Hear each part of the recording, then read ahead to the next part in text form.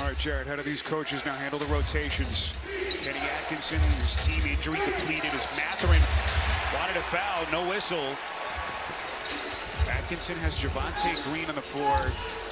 Greg has been forced to go a little bit deeper into his bench, missing those three integral pieces. No Mobley, no Garland, no Hunter. Jerome probing and left it short. But Coach Atkinson knows he's got a lot of guys who've had opportunities over the course of this season. They understand what's expected of them.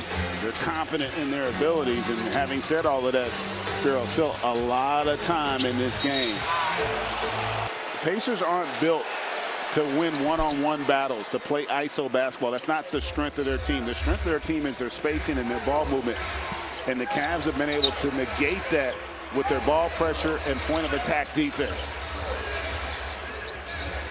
Max Strus, one of the hot hands tonight, 18 points into the corner. Wade, now the reset, 7 to shoot. Strus taking Siakam, steps back, has a long 2. But Green had it, just couldn't squeeze it. Pacers looking to push. Nembhard trying to get into the paint. Look at Merrill. Knocks it loose. Here comes Strus up. Missed it point blank. I think Turner might have got a piece of that to alter it. This is now the breakneck pace that the Pacers want. Trying to make the tempo faster as Turner leans up and in. He's got 21, an 11-point game. Yeah, but that is a little faster, and what it happens is when you can speed up the game, you create cross matches, and that was an example of it there on that possession. Boy, Ty Jerome, he's missed a couple of those chippies tonight. Loose ball, Merrill. Merrill gets another chance, and then Halliburton able to get the block, run out Mathurin, and he hits the reverse. He was down 14 at the end of the third. 8 straight points. Donovan Mitchell on the bench. And Kenny Atkinson feeling the urgency, wasted no time. Yeah, I think that is absolutely the right move because Cavs right now struggling to create offense. Allen, Halliburton knocked it loose. Boy, tough break for the Pacers. Loose ball right to Allen and Mitchell underneath. Aaron Pad. Early stages, fourth quarter. Fisher's going to get Siakam. Cleveland Cavaliers, 64 wins this season. Second most in franchise history. Before they can feel the stakes tonight. Desperately trying to avoid an 0-2 series deficit with this thing moving on to Indy for games 3 and 4. Off the Mitchell miss, here's Siakam twisting, turning, unable to convert. And that's a lot to do with the strength of Donovan Mitchell. Didn't allow for Siakam to create the leverage on that possession. And that play there and the finish by Allen. Exquisite find by Okoro, and Allen's got 22. Halliburton +1. Significantly, Halliburton now just 11 points. Can he ratchet up the scoring here in the fourth?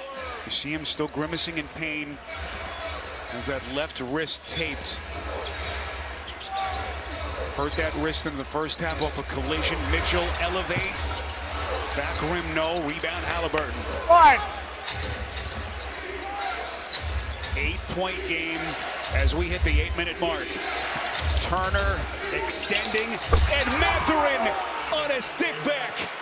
And this is what we talked about. Now you can just sense how much faster and aggressive the Pacers are playing right now. Indiana has taken the momentum, and they've changed the tempo of this game in their favor. As Tony Brothers going to... We got a 6-point game. Boy, something about this Pacers team. They start to smell blood in the waters as Halliburton misses a floater.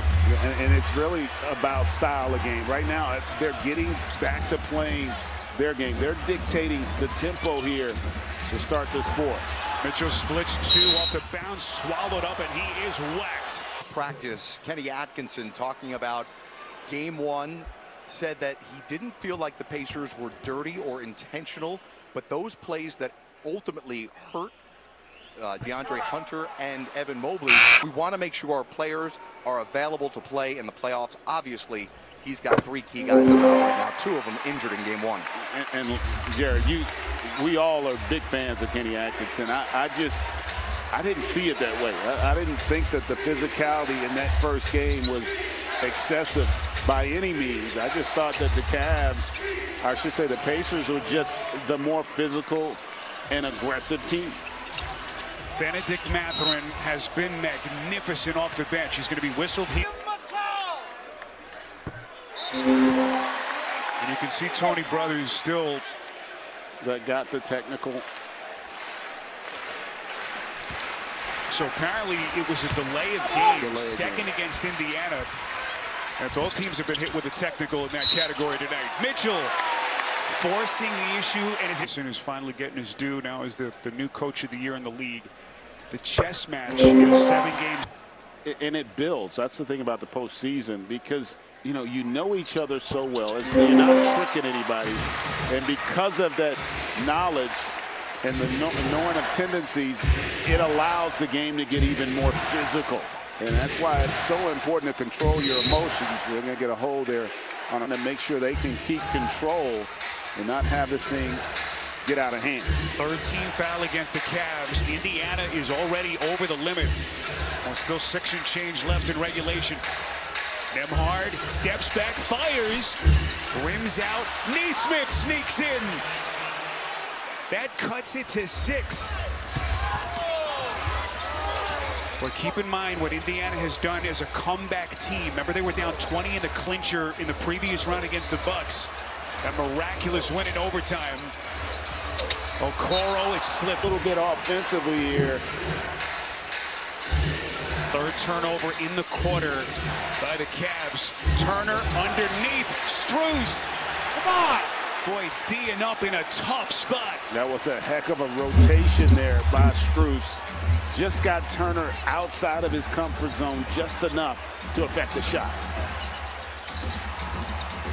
Here comes Jerome trying to turn the corner. Bump to the deck. It's loose. Bodies all over the place. Mitchell, who touched it last?